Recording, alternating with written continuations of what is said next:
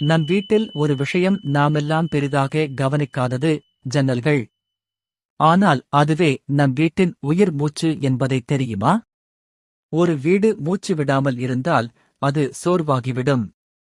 அதற்குள்ளே அடைப்பட்ட காற்று, பழைய நினைவுகள், சுமைகள் எல்லாம் சேர்ந்து அந்த வீட்டின் ஆற்றலை மெதுவாக குறைத்துவிடும்.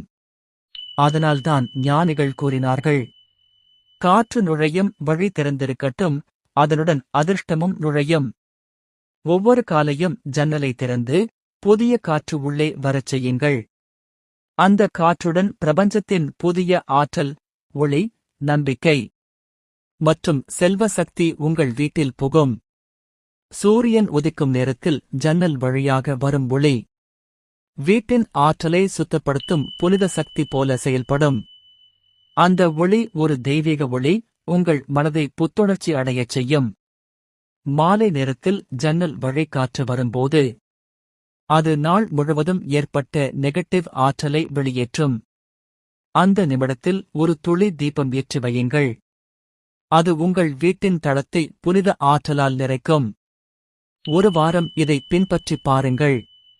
வீட்டின் சூழல் மெதுவாக மாறி அமைதி, ஒளி, செல்வம் எல்லாம் நிறைந்திருக்கும்.